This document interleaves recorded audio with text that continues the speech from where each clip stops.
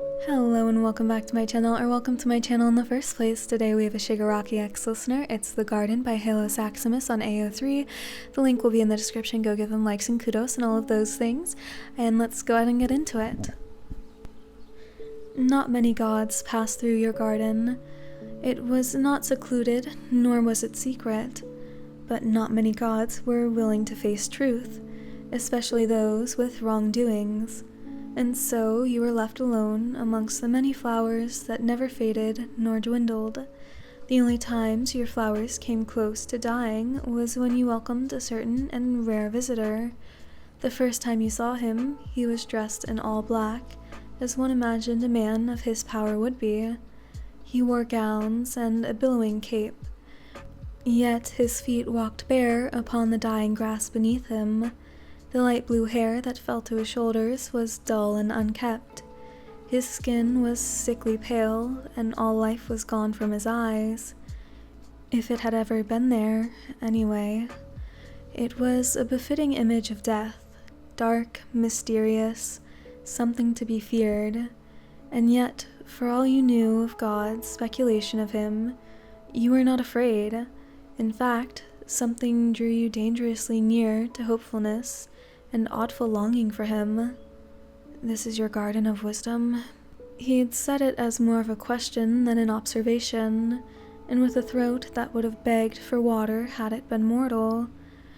The blossoms falter, but do not die.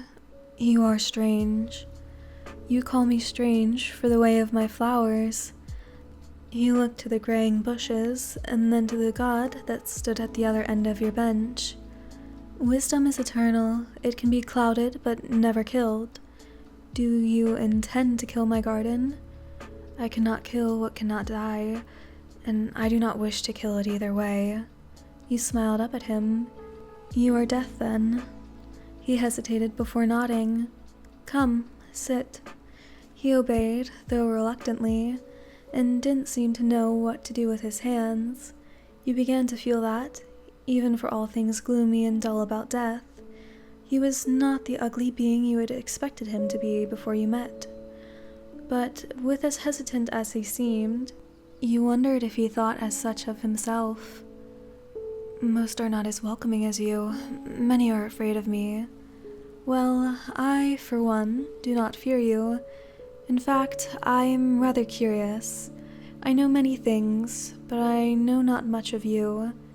You'd been born without dishonesty, but he looked at you then as if you'd told some divine fable. Surely you've heard of me from the other gods. His tone was anything but prideful. You frowned and turned around to face him. But I have not heard from you.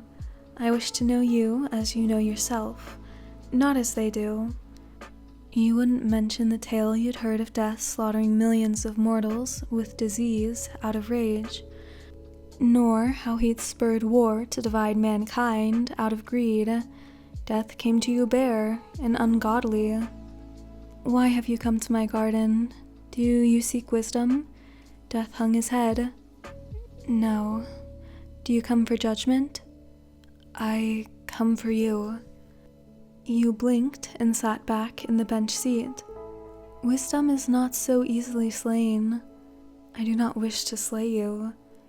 If you do not wish for wisdom, and you do not wish for glory, then what is it you seek?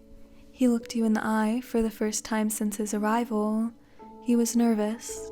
It was not often you saw an anxious god.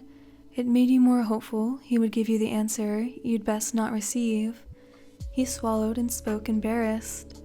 I seek your companionship. You were still as you considered it.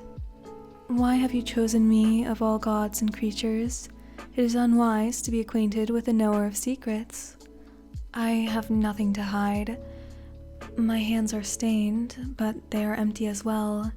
He clutched his gowns at his thighs, glaring down at it. I will not beg, I am not so low. But you are lonely. You needn't say it, wench.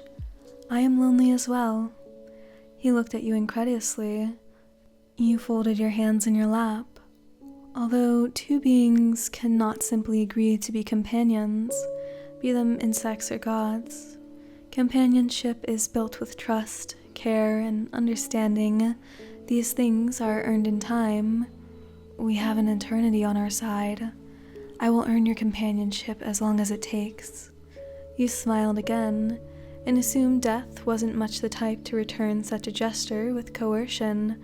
But even so, you knew Death was nothing if not a promise, and the very pinnacle of honesty.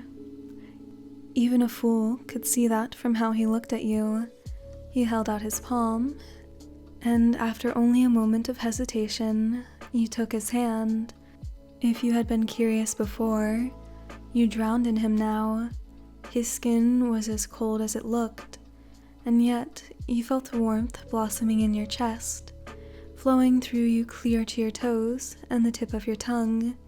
You hadn't felt the touch of another for what must have been 1,000 years, but nothing had ever compared to this feeling, and by the look in his eye, he seemed to feel it too.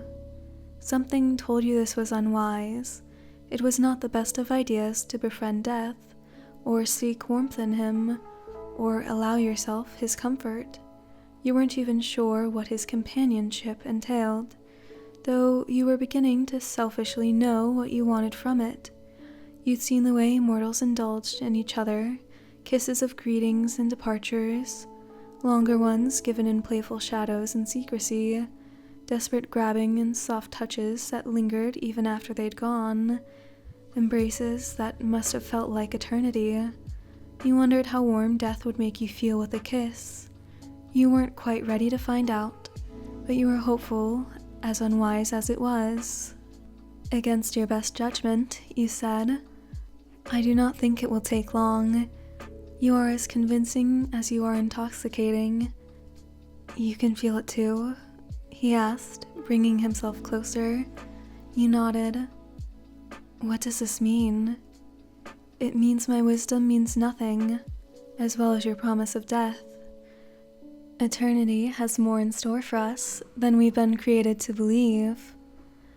Not many ventured to the Garden of Wisdom, but those who did never left without taking something with them. Some took a rose or a daisy if they favored it more. Some took the wisdom that they'd seeked when they arrived.